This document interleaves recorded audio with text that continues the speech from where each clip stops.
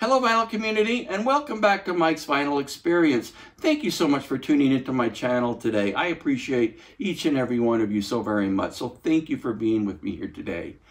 In the vinyl community here on YouTube, I'm sure you've probably already seen Mazzy and Melinda Murphy have uploaded some videos talking about albums that changed their lives.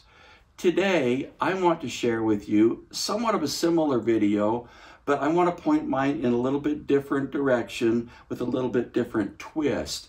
I want to talk about albums today that really impacted my life from the early 70s through the mid 70s and even into the late 70s and early 80s, but not necessarily ones that changed my life, but helped shape my life and pointed me in the direction of better sound quality and really instigated and started for me my path down the road to becoming what I believe is an audiophile. And that's really what I want to talk about today. And let me kind of tell you how I came about this topic a couple of weeks ago, listening to a couple of albums. And I want to share that with you today. What I was doing, I was just randomly going through my collection, listening to albums. And I put on my turntable Grand Funk Railroad, Caught in the Act, an old album, I believe, from 1975. And then I also put in an SACD of Rebecca Pigeon, The Raven. Completely different types of music for sure and for certain, but both have really good sound quality. And I was sitting there listening, particularly to the Grand Funk Railroad album, thinking, oh my heavens, this sounds incredible. I had forgotten how good that album sounded. And then I switched over after I listened to side 1 and side 4 of that album. I switched over and listened to the SACD of Rebecca Pigeon, The Raven. And I was just marveling, of course, listening to the good music, because they're both good sounding albums, and the music is wonderful. As I was listening to Rebecca Pigeon, I was thinking to myself, holy cow, where have I started, and look to where I have become in my music journey. Just listening to the different types of music, but really started to think about, how did this all start? What happened? And how did I begin this journey? Then, of course, I started going down memory road and thinking about all of these albums. And that's what I want to share with you today. So the albums that I want to talk about today, and I really just want to quickly just give you a synopsis of the system that I was listening to initially as I started going down this journey. I had an old Bell & Howell receiver with an 8-track player built in and an outboard record player, automatic record changer, and then 2 acoustic suspension, small. I would imagine they were probably only 4, 5, 6-inch drivers at the most. They were acoustic suspension speakers, Bell & Howell. It came all in one kit. I got it for Christmas one year in the early 70s, and I don't remember what year it was. But I remember listening to that system, and as I was purchasing albums and listening to albums, and the ones that I want to talk about with you today, it started and spurred my interest in better sound quality. Not just volume and turning it up. I wanted that for sure. I wanted something that I could really turn up and rock with and get really loud. But I really wanted to hear something really good. And these are the albums that really help shape that. And as we go through these albums, I kind of have a little bit of story on a few of them that I want to tell you about as I experienced purchasing and, different audio systems, different audio equipment, as I started this crazy journey, which is still going on, because I just bought a new turntable a year ago, want a new set of speakers, I want a new amp and preamp, I want a new digital to analog converter. I've got so many wants. It just never stops, as many of you well know. But let me just go ahead and start with the first album. And it's the album that I was started with this thought process about a week and a half, 2 weeks ago. And that's Grand Funk Railroad, Caught in the Act. This album surprisingly sounds phenomenal for being quite old and for being a live album. It's an incredible, incredible album. some of the songs on here. Let me pull the albums out. The big song on here that was really popular back in the time was called Closer to Home. And it's just a great, great song, but there's many songs on here. I was such a big fan of Grand Funk and loved this album and played it a lot. As you can see, the cover is it's a gatefold cover, and it's in fairly decent shape. Certainly had its use, and it's playing. The albums themselves, the two albums, the double album, are actually in excellent condition. I've been able to keep them and kept them clean. TNUC on this album is phenomenal. The Locomotion, another one of their most famous songs that they did back in the day. Grand Funk Railroad's a pretty old band, but they have great, great music. Anyway, this is the album that really kind of spurred me on to what albums were I listening to back in the early 70s, mid to late 70s, that spurred on this quest for better sound quality. This was certainly one of them. The next album is a 1973 release of Dayl Hall and John Oats' Abandoned Luncheonette. Now, this album in particular has incredibly good sound quality. It's on the Atlantic label. Incidentally, and by the way, this album here is part of the Atlantic 75 analog production series that they're doing. An absolute must-buy for me, because this album is absolutely wonderful. Music on it, here again, let me take the album out. Music on here that is really, really, well, it was really, really popular in the day, at the time in 1973 when it came out, was She's Gone. But the entire album sounds great. Other songs on here that is good, of course, the title track, Abandoned Luncheonette, and Lady Rain is one of my particular favorites on this album. Very, very, very well recorded, great sounding album. If you don't want to buy $60 when that comes out on the analog production Atlantic 75, I don't think these are very much to get an original copy. The original copies sound spectacular. Audiophile quality for sure. Excellent sounding album. Dayl Hall and John Oats. The next album on my list of music that really instilled upon my heart to pursue better quality sound was Catch a Bullet 4 by Cat Stevens. This album is absolutely sonically phenomenal. I know they just did a reissue of this about a year ago, and it sounds good too, but this is my original copy from 1972, and it sounds better. This is a great sounding album. The entire album, side A to side B, is incredible. And I have a little bit of an interesting story about this. This was given to me by my brother-in-law, and I put this on and listened to it intently. I loved this album. There's really no songs on here that were really terribly famous or really saw a lot of radio time on this Cat Stevens album. But this was given to me, as I indicated, by my brother-in-law. And as I was talking with him about better sound quality, and this was probably in the, I don't know, 74, 75, 76 time frame, he had at the time, his stereo system consisted of a Heathkit receiver, a pair of AR3A speakers. He had a TIAC reel-to-reel, which I thought was just absolutely phenomenal. I'm going to talk about that, or at least a little story about that here in just a minute. And he also had a dual turntable connected to it. And of course, I'd go over and listen to that when I'd babysit for my sister, my brother-in-law, and it sounded wonderful. I loved that sound, and so I thought, okay, I've got to have a quest for better sound quality. And of course, the first thing I went out and purchased was a little bit bigger set of speakers for my Bell & Howell system. Helped, but not too much. But this album really, in my mind, was one of the ones that first started me thinking about higher quality audio products. Catch a Bullet 4 by Cat Stevens. Both sides are excellent. Freezing Steel is just an incredible, incredible song on here. absolutely wonderful.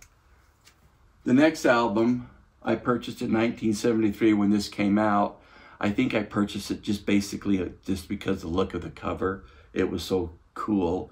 Of course, this is Emerson, Lake and Palmer, Brain Salad Surgery. What an incredible sounding album this is. Progressive rock to the absolute fullest. Keith Emerson, Carl Palmer, Greg Lake, what an incredible band they were. One of the very first concerts I ever saw, I saw these guys in 1977, and that was when they did the Welcome Back to My Show. What an incredible concert that was. I have memories about that I've never forgotten because of the incredible sound. Love Emerson, Lake and Palmer. And this album is absolutely wonderful. It sounds good. The sound quality is pretty dang good. At the time, it was incredible. And it sounds good. The original version of this, I don't know that there's ever been a repress or an audiophile press of this album. I don't think so. There may have been, but I don't remember it if there were. But this album is an original from 1973. The cover's got a little bit of damage to it. But it came with a poster, which I have.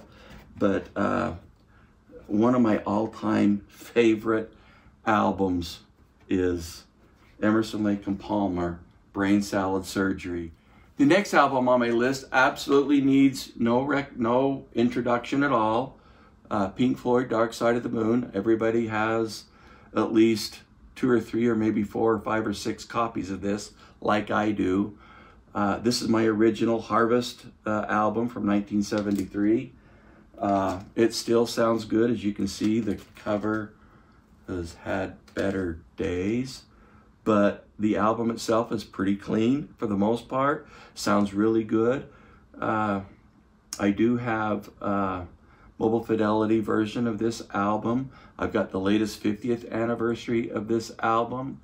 I believe I have the 30th anniversary of this album. That one might be the best sounding of them all. That and the mobile fidelity. I think the mobile fidelity one sounds really good too. And the 50th sounds good too. But this album was one of those albums that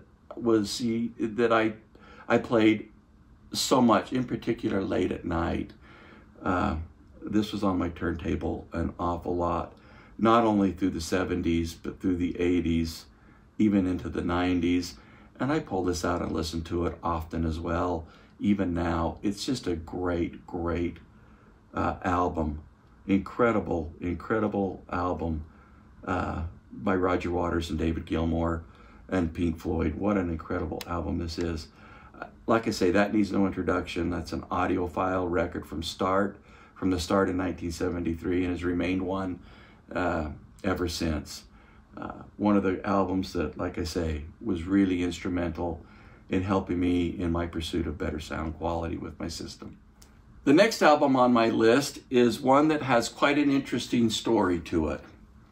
And this is Supertramp, Crime of the Century. This is the mobile fidelity version of the album, as my original version, I believe, is still in a tote and haven't got that out just yet.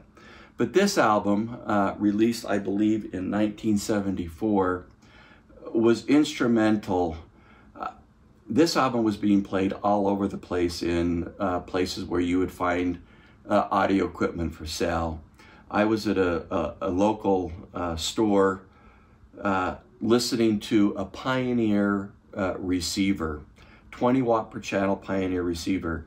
I had purchased just recently a pair of Realistic by Radio Shack, 8-inch paper cone woofer with, I think, a inch and a half paper cone tweeter to replace my Bell & Howell speakers on my Bell & Howell receiver 8-track player system.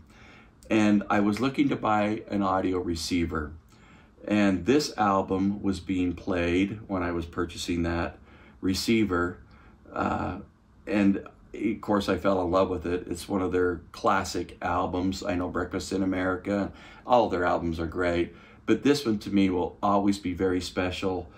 and it's one that I will always turn to because of obvious sound quality, incredible sounding music.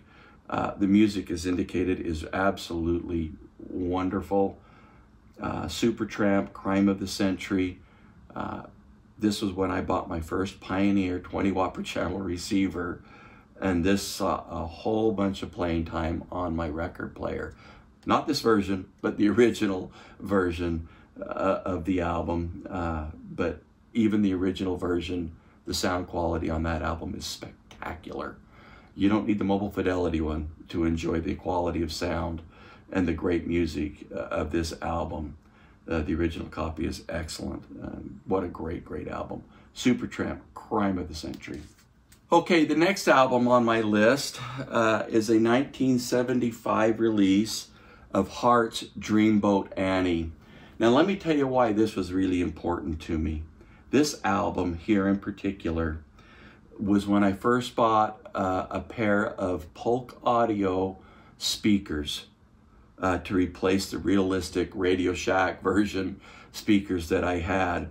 I had a Pioneer 20 watt per channel receiver, and I was listening to this album on those brand new Polk Audio speakers.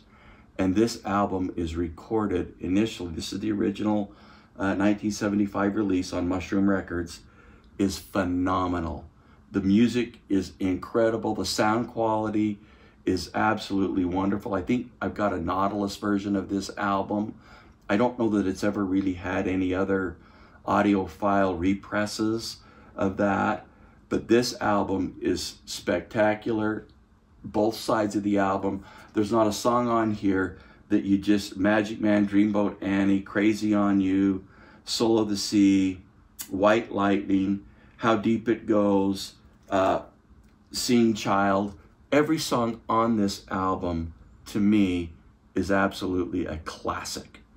This is one of those albums that Ann and Nancy Wilson did that is timeless, in my opinion. I believe this is their very best album they've ever did. And I've got pretty much all of their albums, and they're all great. Every one of them are good. This one here is spectacular. If you're new to Heart and want to get into Heart, give these guys a listen. This is the album that I would start with, for sure and for certain. It's the one that I started with. Dog and Butterfly is really good though too. I mean, Magazine's good. Anyway, this album is, in my opinion, their very, very best. And this was an album that when I was purchasing a new set of speakers, a new pair of Polk Audio, this album was spinning on my turntable day and night. This album was played through and through. It's got some wear on it, but it's still clean and sounds fantastic. Heart, Dreamboat Annie. The next album needs no introduction whatsoever. 1976 release. The long run was 1977, of Hotel California by the Eagles. One of the classic albums ever done. One of my most favorite albums. Got the mobile fidelity one step of this. It sounds absolutely phenomenal. I believe it is still available today that you can purchase this on the mobile fidelity. Of course, one that I don't have that is of good sound quality is the DCC version, Steve Hoffman. I don't have that, but I do have the mobile fidelity, and I think it sounds spectacular. This is an original pressing from 1976 that I bought when it was new, and it sounds absolutely really, really good. Not as good as the mobile fidelity by a long shot, but it still sounds very good for original pressing. This has very good sound quality.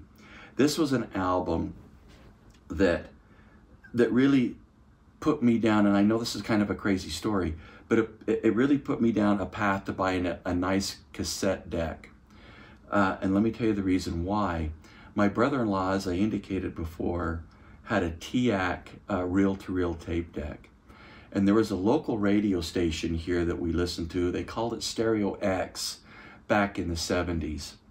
And on Sunday nights, they would put up, not always a newer release, but mostly it was newer release albums.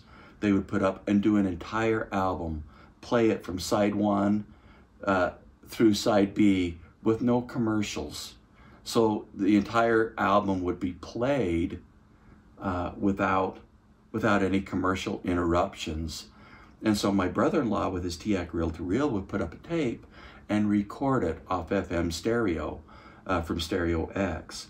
And I thought I couldn't afford a reel-to-reel. I wanted one so bad, my teeth ached back in the day, but I couldn't afford it. So this album really was the first album that I bought a Techniques cassette deck. This is the first album that I recorded off Stereo X from my Pioneer receiver, my Pioneer receiver that I had on FM. I recorded this on my cassette deck, and of course later went out and bought the album. But this has a really wonderful story for me behind it, as it prompted me to, in my quest for better sound and the love of music for sure, and that's what drives it all, is the love of music. But this album here in particular was one of those ones. I still have the tape somewhere that I recorded back either 76 or 77, I can't remember when it was, but I still have the tape that I recorded this album off FM, and it's absolutely wonderful. Eagles, Hotel California, great sounding album. This next album was an album that I discovered in a audio salon in a town that's close to me. This is Return to Forever, Romantic Warrior. This album really got me going down the road to discovering Chick Corea. Of course, there's a few in the series of Return to Forever. There's Music Magic, which was a follow-up album to this one.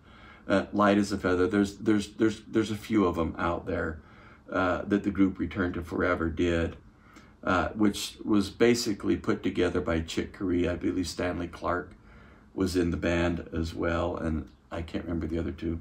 But anyway, Romantic Warrior. This album in particular has some incredible dynamic sound to it. And I remember in an audio salon listening to this album, and I was listening to a pair of RTR speakers. My Polk audio speakers that I had at the current time had like a 6 or 7 inch woofer and 2 mid-range drivers and a tweeter on top. Well, the speakers, these RTR speakers, were a 12-inch bass driver, and I think had a 2-inch dome type tweeter. And they sounded really good with very nice authoritative bass. This album actually prompted me to purchase a new pair of speakers, RTR speakers, and I also paired that with a Kenwood 65 watt per channel amplifier, or integrated amplifier. And that I replaced my Pioneer receiver with. And this album, oh my heavens, the dynamics of this album, so well recorded initially. And I think this has had a repress. I think Friday Music or someone did it. I'm not really sure, but this is my original pressing of the album. What an incredible sounding album this is. And I think you can pick these up for a few bucks used from a local retailer, a record store, or eBay or Discogs, wherever. This is a fantastic album. Jazz fusion at its absolute finest. This really did turn me on, not only to Chick Corea, but to jazz fusion. I think through this I discovered Bob James, Lee Ritenour. Gosh, I could go on forever. But this album in particular, along with the other Return to Forever albums, this one is absolutely stellar and worthy to start into Return to Forever if you're not familiar with them. Medieval Overture, Sorceress, the second song on side 1, is a must-hear, absolutely dynamic, wonderful sounding album. Return to Forever, Romantic Warrior. The next album on my list has been an album that's been one of my favorites ever since I purchased it back in 1977. This is the Mobile Fidelity Original Master recording version of it. Once again, I believe my original pressing of this album is in a tote that I've yet been able to get out yet because no place to put it yet. But this album was recorded phenomenal. The entire album is full of incredibly memorable songs for me. Late 70s. This album here spent an awful lot of time. Incidentally, this album represents a new turntable. I bought a new Technics. I believe it was the SL, not the 1200, 1250.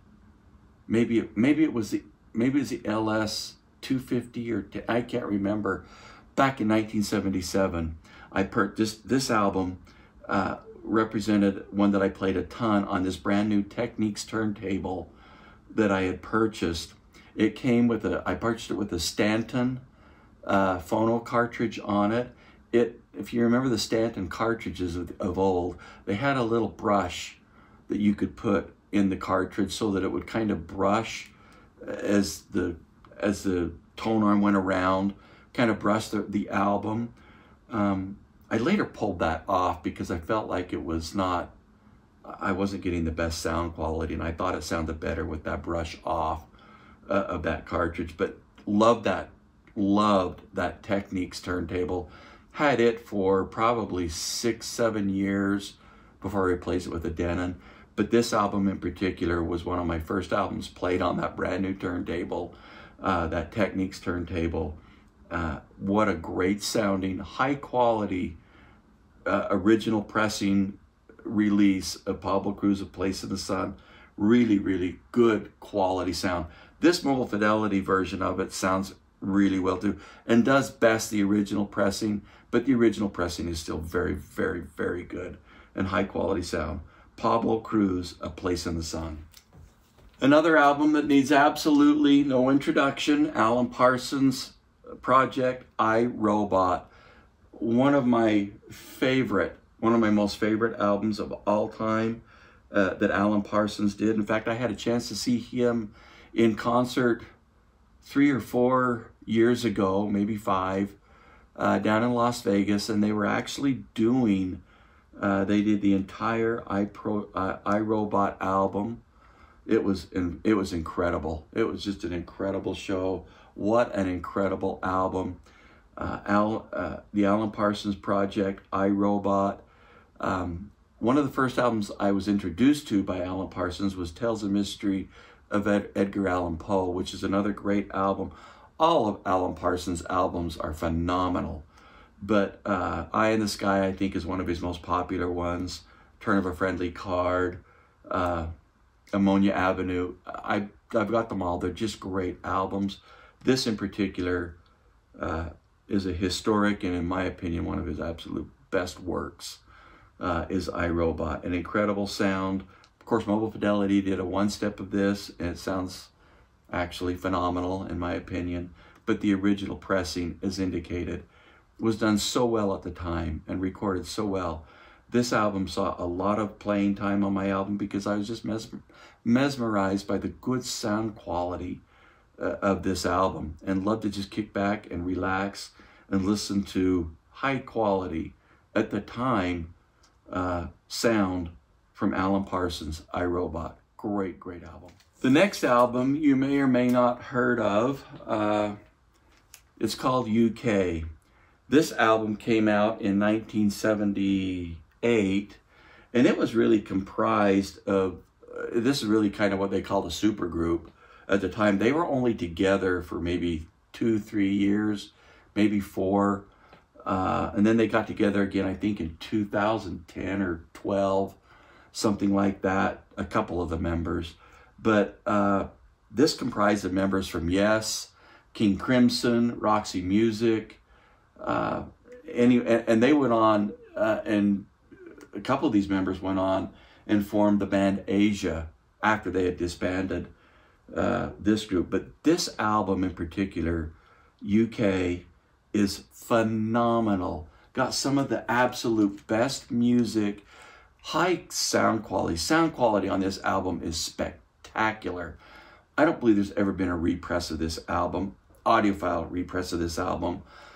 I don't think. This is an original pressing from 1978. songs that were popular on it at the time was In the Dead of the Night, which is the first song on side 1, and By the Light of Day, which is the second song, is good. But Presto, Viviance, and Reprise, the third song on side 1, listen to that to wherever you listen to music. If you don't have this album, listen to that on Spotify or Apple Music or Amazon, wherever you listen to your music. Listen to that song and you'll think you just put on Emerson, Lake and Palmer. These guys were progressive rock to the hilt, but that song in particular is absolutely wonderful on this album. On side 2, Alaska, A Time to Kill, Nevermore is an incredible song. The entire album, as indicated as progressive rock, is awesome. The music is first rate. One of my favorite albums of all time. Excellent sound quality. As indicated, this is an original pressing. Don't know that there's ever been any other pressings of it as far as audiophile pressings, but this is a great, great album. This album here ushered in a new integrated amplifier as I replaced my Kenwood with a Yamaha, I believe, CA1010, 90 watt per channel. Had a little switch on it to do Class A, you know, to send the music out in Class A with only like 20 watts. I think it was 90 watts per channel normally, but I think Class A would be either 20 or 30 watts per channel, and I always listen to it in Class A. But this album was one of the favorite albums to put on for sound quality and, of course, great, great music. UK, a great, great album. That is one of my absolute all-time favorites, is UK. Sound quality, once again, spectacular. That's my list of albums that during those important time of the mid to late and early 80s music that I was listening to as I started my journey into really high-end audio. And I went through so many different brands of audio from the 70s, 80s, into the 90s, and then not so much into the 90s because I started into home theater then, and that kind of put a stop to a lot of things that I was doing. And now I'm getting back into that again, and of course I've got aspirations for new speakers, new amp and preamp and so forth. But during those years, I just relied on these albums as I purchased, you know, equipment, you know, Kenwood, Yamaha, Carver, Mark Levinson, Counterpoint, Sonic Frontiers. I went through an awful lot of audio gear during those years. A new Denon DP1200 turntable was through all of that, and a Denon, I think, 103 cartridge. These albums were just instrumental in that time of my life as I auditioned new equipment and purchased new equipment and speakers. I can't even start to list all the speakers that I went through during that time, but there was a lot. Sometimes I would switch speakers once or twice a year.